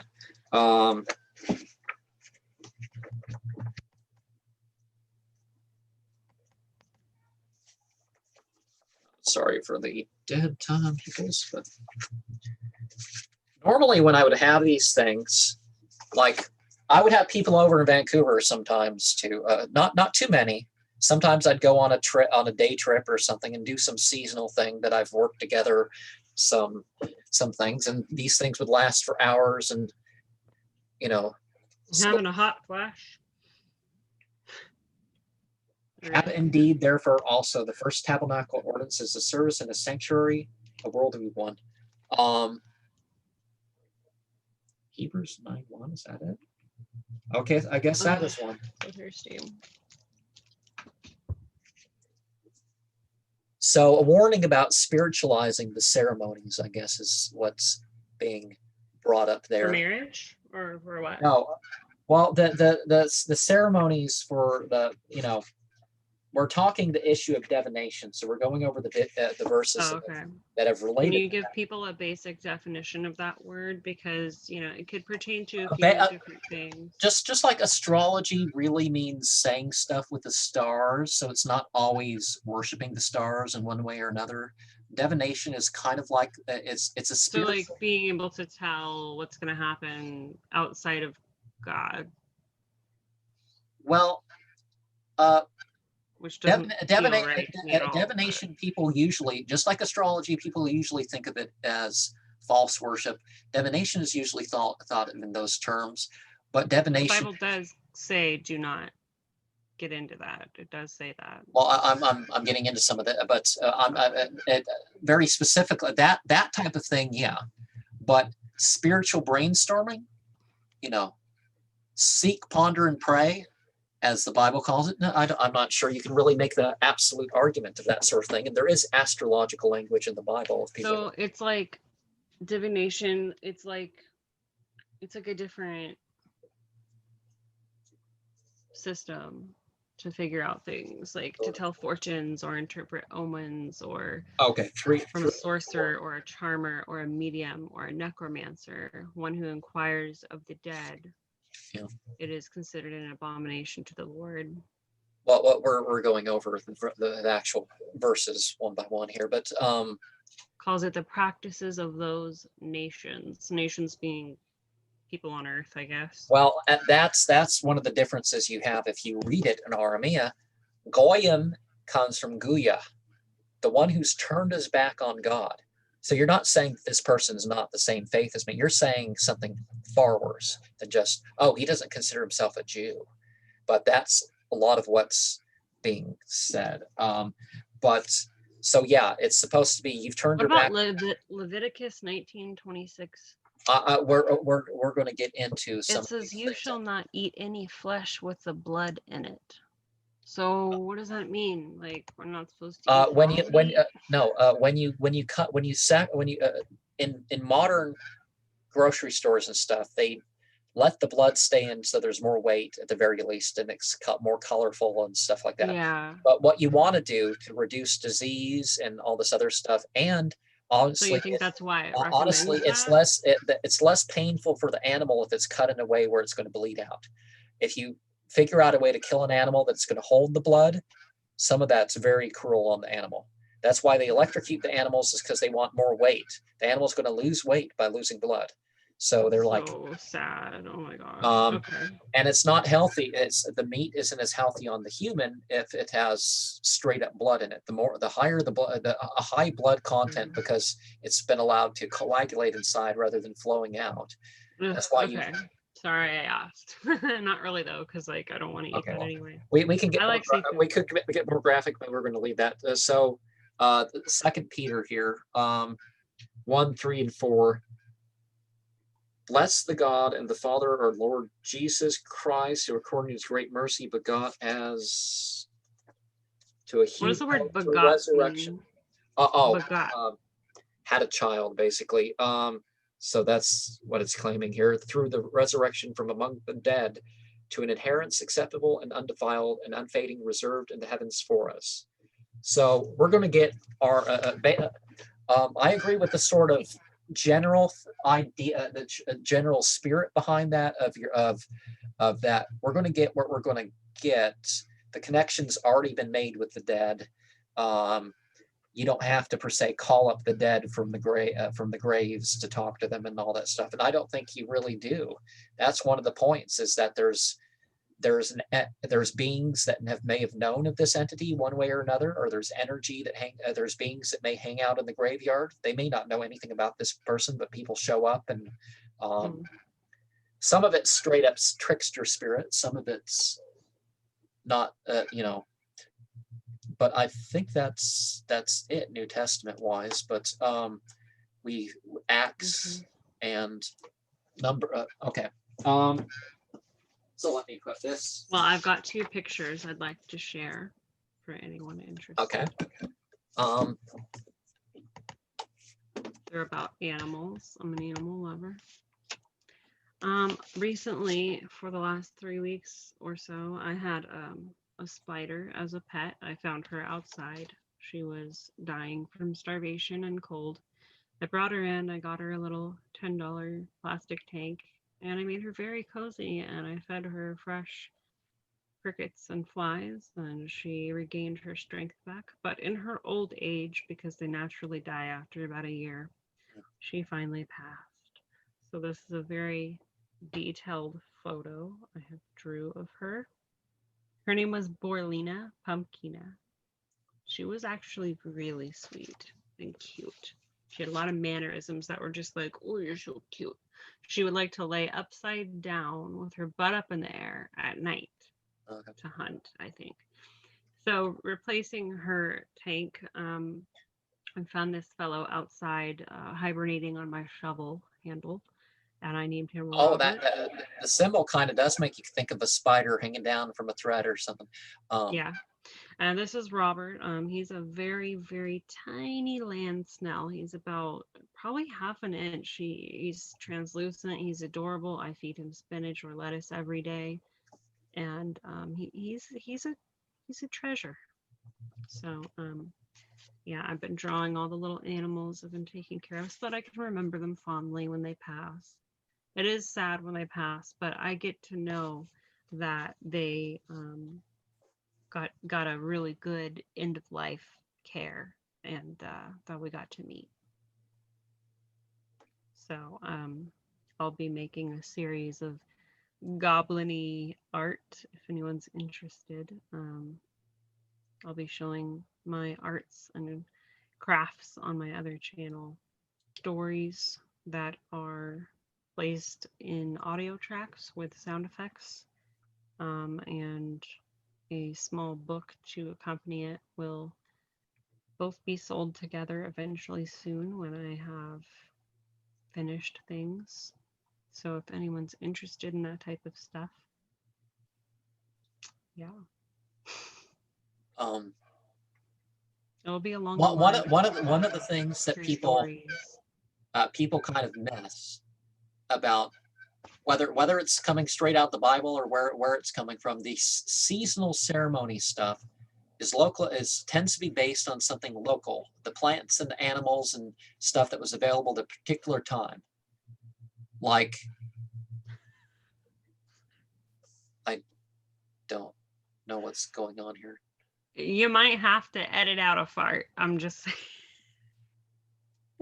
I'm sorry. I tried to make it. Okay, we can get back to that. But okay, so Proverbs 16:10. There is magic on the lips of the king. He cannot err in judgment. So I want to translate each sentence a little bit. Yeah. Do your comment. I'll do. Okay. So you said the king speaks with like magic on his lips. So he's like casting spells. Perhaps that's what it means. He's like saying spells. I don't know. That's just what I heard. People have this. When people turn, one of the things when people turn away from a spiritual relationship per se, they turn to the celebrities and politicians and all that sort of stuff. Mm-hmm.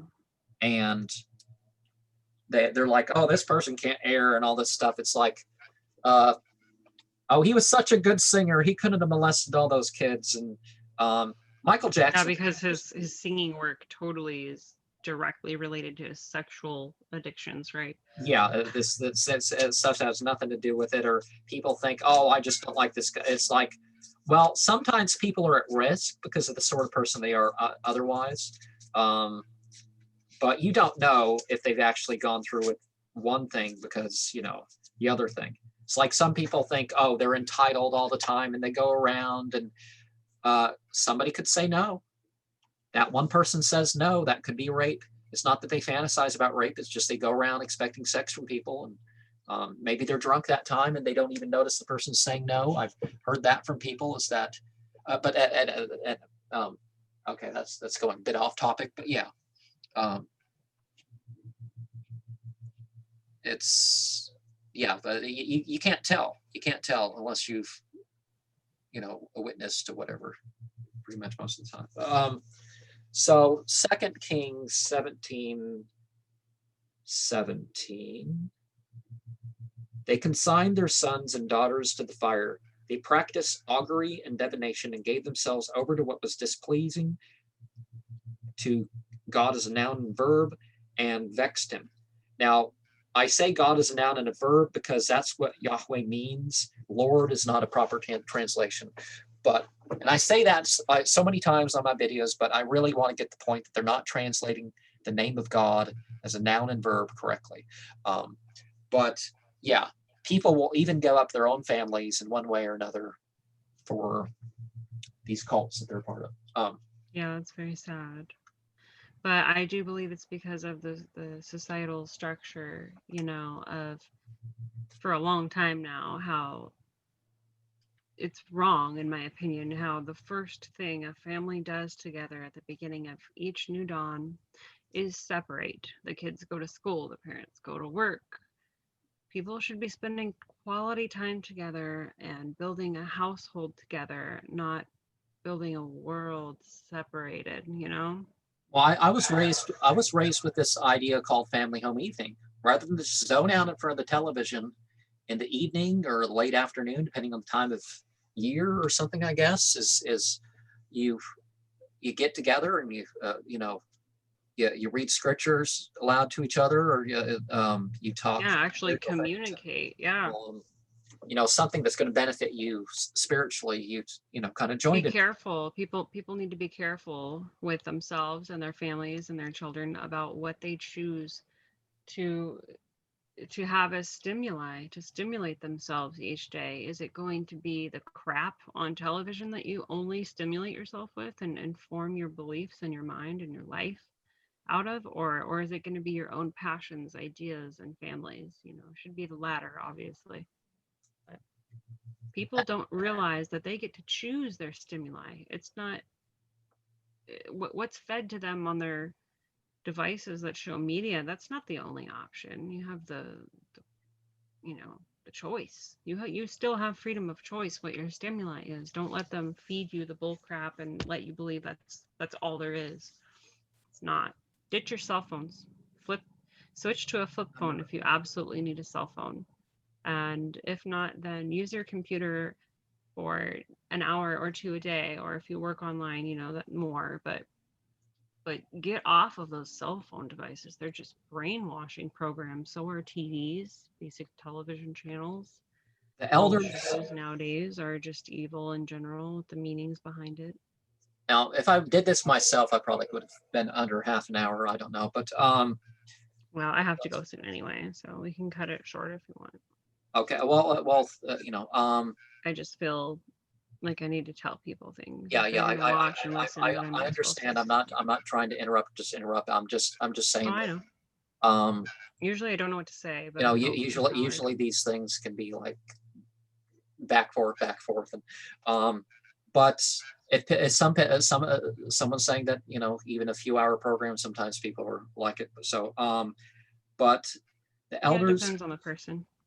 yeah, most people would respond better to maybe doubling what I do by myself, but um, Also, they don't even have to watch us. You could just let it play, you know, while you cook or clean or lay around or take a bath, well, that's part of the thing too. Is it's take a either walk, way, get out in nature right now, get out in nature and have either way, clean air in your lungs and sunshine on your skin. It's very healthy. either way, it kind of recaptures some of what I was saying, rather than okay, I'll get this little ceremony for 10 minutes, half an hour, or whatever. The hours of gathering that would be around it, you know, it captures some of that idea. So 22:7 of numbers here, we got the elders of Moab and the elders of Midian, versed in divination, set out and came to Balaam and gave him Balak's message. And we find that if you're really making the spiritual connections, wouldn't you not have to memorize all this stuff and these techniques and stuff? Couldn't you get the information? So that's why you're memorizing all these meanings of tarot cards and all this other stuff, so you can trick people into thinking that you're actually getting a message that you're not getting besides cold reading it. And you learn how to cold read too. So.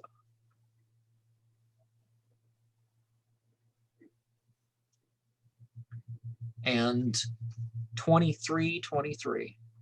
And when the donkey was caught sight of the angel of God standing in the way with his drawn sword in hand, the donkey swerved from the road and went into the fields, and Balaam beat the donkey to turn her back into the road. And so trying to appease these soothsayers, you can't necessarily get these, you know, get the animals to go along with you. They know something's up.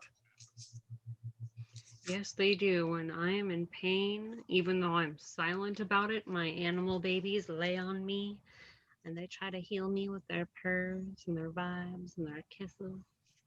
Animals know because they are better at communicating in a nonverbal, direct way, whereas humans are usually more verbal and direct. Oh, and I'm sure you've encountered this sort of thing in someone. I Oh, want that to say, so 1 Samuel 6:2. Then the Philistines summoned the priests and their diviners and asked, "What shall we do about the ark of God? Tell us what we shall send of it off to its own place." And so, say there are people that can't make their own decisions, and they're like trying to consult. Oh, consult the gods for us, then we'll find out. before the show ends, I want to show everybody what I picked up for 25 cents at a thrift sale and how it literally helped me understand so much better pagan stuff, Celtic stuff, just original Well, pieces and parts of the puzzle. Celt's more like a race than it is a religion. Well, yeah. This is probably backwards because it is on my screen, but I don't know. It's Halloween, Invitation to the Occult, ? It's a very, very awesome 2-piece cassette tape sermon. And I mean, it's not your typical sermon, boring sermon. It's not condemning. It's just so informational and awesome sounding. Like it makes you think for yourself. Yeah, one of the things with a lot of this stuff is people trick you thinking, "Oh, we have secret information. Read this, the secret key to the world." Oh no, this is not like that. This is everything. No. I'm saying that's why people get into that, is that they think that there's some. There really is all of this. So Chuck Missler, he is a good speaker, and it takes a lot for me to pay attention. So it's got a lot of intelligence in there, no brainwashery whatsoever. He really challenges people to look at public information and think for themselves. But yeah, anybody should look him up, Chuck Missler, if you can find it online or whatnot. Basically, this one is particularly on Halloween. Is Halloween dangerous? Are pagan celebrations openings for the occult? Is witchcraft operating in today's society? Yes. Like if he knows what he's talking about, occult's basically a word for religion. It's supposed to be involvement with the unseen, but well, I think people trick you. People trick you into thinking that you can control. The unseen is. As I said, the Janut, they have choices too. It's not just humans. This other realm has choices. So it's not, the right technique, and those demons are going to do just what you want. They're going to do what they're going to do. They may take your side. They may not take your side. But they probably won't. it's like at least not for a long this time. Story, one of the more common stories that people have known about this issue is the 1 Samuel 28:8. Where Saul disguises himself. He puts on different clothes. He sets out with 2 men. They come to the woman by night and say, "Please divine for me by a ghost and bring up for me the one I shall name to you." And so he did have a connection, but there's the familiar spirit thing. See, the familiar spirit is not quite the same thing as calling up the dead, but she kind of knew something was different than her usual clients. But people think, how people are about, some people are like about the dead. If these people don't have these powers in life, why in the world would they have them when they're dead? Right? Yeah. Only makes sense if you don't think about it. That's one of my favorite quotes, kind of making fun of, well, how unintelligent society can be at times when they choose to not think for themselves. It only makes sense if you don't think about it. Particularly with this political garbage, that's just how it's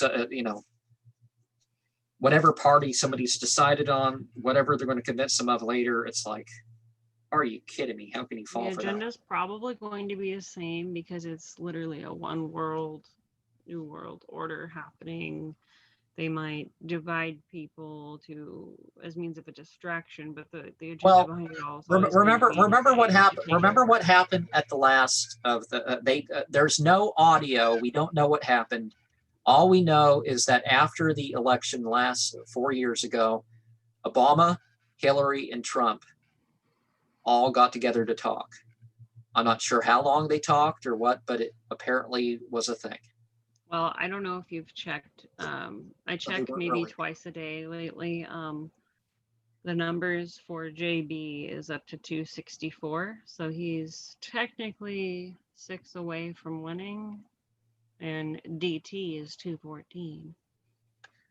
They're not calling. They're playing a game. But they Right. already know. Well, I'm going to They pause already. this. I'll see you out. So, I'm going to continue with the verses, but she has to go. So, if there's any final thoughts in regard to the seasons, to this seasonal, how it relates to things, and I'm sorry. I think I ruined it.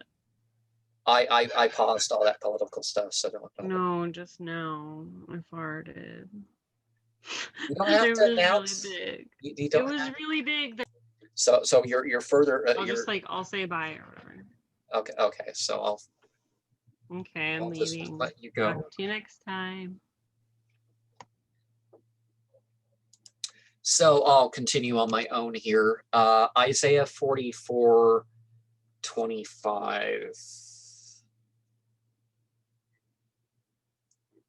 Who annulled omens of diviners and make fools of the augur who turn sages back and make nonsense of their knowledge? That's sort of what we got to do, right? We got to say to those people, art's fine. I don't really have the opposition to art here, but when people are going to come up to me and say, I'll make your spiritual connection for you and all that stuff,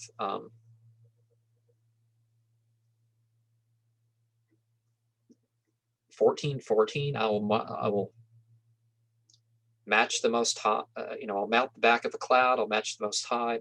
I don't think that's. I think it was Jeremiah that was trying to.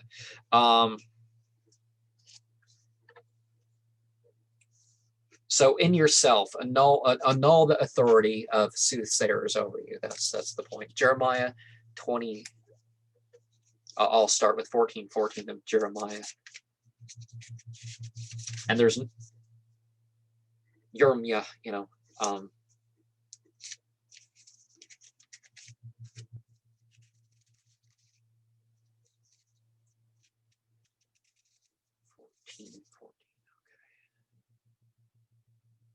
sorry, the dead time. I should try. And God is a noun and verb replied, it is a lie that the prophets utter my name. I have not sent them or commanded them. I have not spoken about them. A lying vision, an empty divination, the deceit of their own contriving. That is what they prophesy to you. So, they're not, just because someone says they're a prophet doesn't mean they're a real prophet, or doesn't mean that they're a prophet of God. There's sectarian devil prophets too. 27:9. As for you, give no heed to your prophets, augurs and dreamers, diviners and sorcerers, who say to you, do not serve the king of Babylon.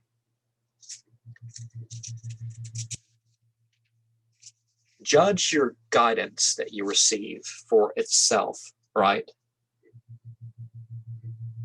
For thus saith God is a noun and verb of host, the God of Israel. Let not the prophets and diviners in your midst deceive you, and pay no heed to the dreams they dream, for they prophesy to you in my name falsely.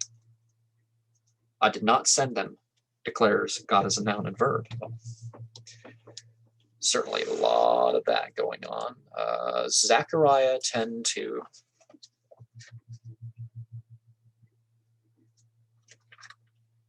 Okay, I don't remember what the order is. A little bit different. Nehemiah, Chronicles, Esther, Job, Proverbs. Oh. Ezekiel, I'll just go over Ezekiel right now. So Ezekiel 13. Oh, there's a whole series of stuff in Ezekiel 13, isn't there? So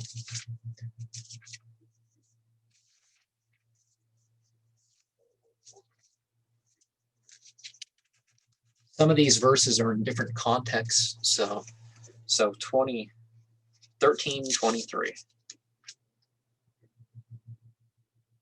Assuredly, you shall no longer prophesy lies or practice divination. I will save my people from your hands, and you shall know that I am the Lord. Now, Zoroastrianism refers to Yezidism and sorcery and all that as the lie. So the contrary of religion was as the lie. And 13:9. So before I leave 13, there's verse 9 here. My hand will be against the prophets who prophesy falsehood and utter lying divination. They shall not remain in the assembly of my people. They shall not be inscribed in the list of the house of Israel, and they shall not come back to the land of Israel. Thus shall you know that I am the Lord God. Well, a lot of Kabbalists and stuff would not be allowed. So 6 and 7.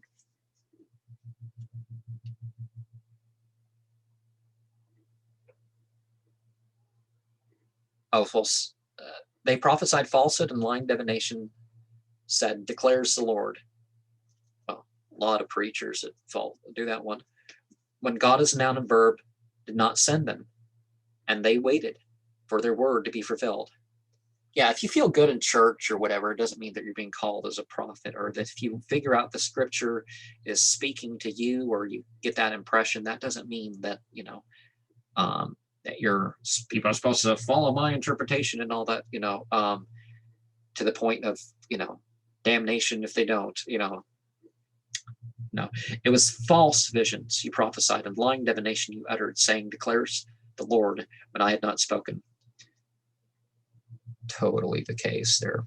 12:24.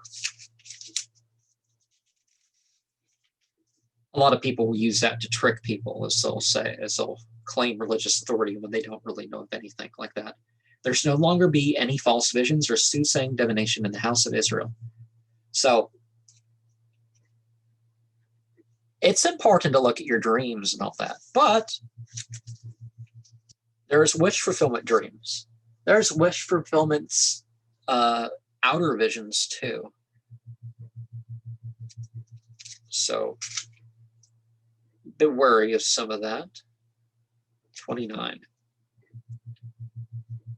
21, 29. Surely thus saith God is a noun and verb. God. Or divinity? Which word are we using? Amr. Oh. The Lord God. Okay, it does say the Lord God. For causing your guilt to be recalled, your transgressions to be uncovered, and your sins to be revealed, all your misdeeds.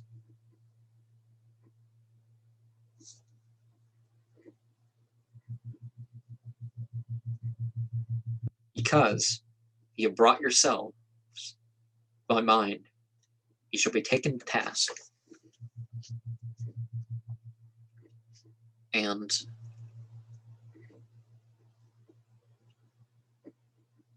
(21 through 23).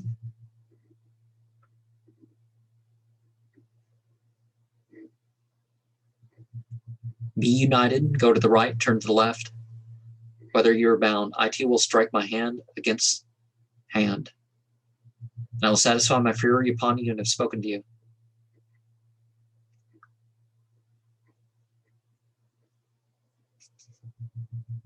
The word of the Lord came to me. And you, O mortal, choose 2 rods on which the sword of the king of Babylon may advance, both issuing from the same country, and select a spot. Select it where the roads branch off to the cities. So when you do spiritual practices, follow upon whatever principles that you've been given over. Deuteronomy. Deuteronomy 18, 1, and 10. Now, some of the context to some of this stuff, or some of the implications, I'm not saying. The Levitical priest, the whole tribe of Levi, shall have no territorial portion with Israel. They shall live only on the offerings to God by fire as their portion. So no ritual for hire, obviously. Oh, is that supposed to be an 18?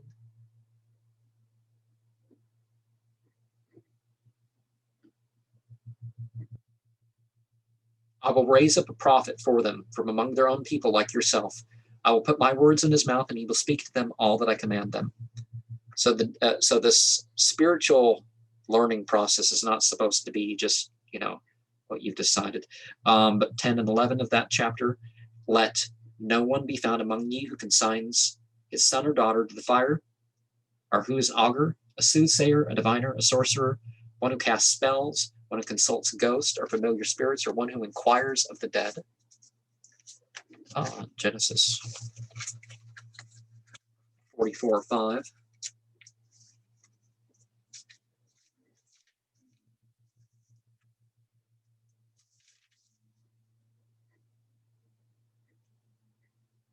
It is the very one from which my master drinks and which he uses for divination. It was a wicked thing for you to do.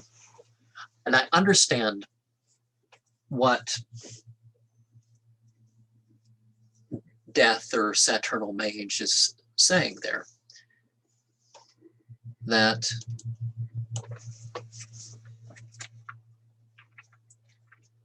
when something's been used, unless you can per se banish it and use it righteously, you kind of worry about that sort of thing. It's like people in their consecrated ritual tools. It's like, I don't want to join in your spiritual choice of things. So what, I want to consecrate it towards my use. Now, I can pretty much reconsecrate anything. I can go to a place and take energy, put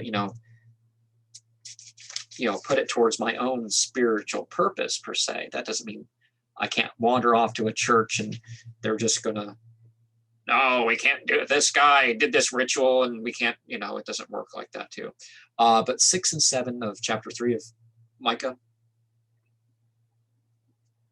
Assuredly, it shall be a night for you so that you cannot prophesy, and it shall be dark for you so that you cannot divine. The sun shall set on the prophets, and the day shall be darkened for them. The seers shall be shamed, and the diviners confounded. They shall cover their upper lips, because no response comes from God. Now, some people, the entities they speak to, there's like gaps, and the communication just shuts off. It's like they're not even there anymore. And you wonder, is that because, something that God did to stop these entities from speaking to these diviners or something? But verse 11 of that same chapter, her rulers judge for gifts, her priests give rulings for a fee, and her prophets divine for a pay. Yet they rely upon God as a noun and verb, saying, God as a noun and verb is among us. Certain no calamity shall overtake us. Well, in agreement with God, right? Isn't that the... Well, Zechariah, I actually find Zechariah now. And we already did. So Zechariah is the last thing before we comment and question with your own stuff here. For the teraphim spoke delusion, the augurs predicted falsely, and dreamers speak lies and console with illusions. That's why my people have strayed like a flock. They suffer for lack of a shepherd. A lot of people turn to stuff. They turn to stuff because they just don't have guidance. And a lot of these leaders, they're not guided themselves. Hasfuzerm Izgagzed Nus Uguri Hasfuzerm Izgagzed Nus Uguri Hasfuzerm Izgagzed Nus Uguri Hasfuzerm Izgagzed Nus Uguri Hasfuzerm Izgagzed Nus Uguri Hasfuzerm Izgagzed Nus Uguri Hasfuzerm Izgagzed Nus Uguri Hasfuzerm Izgagzed Nus Uguri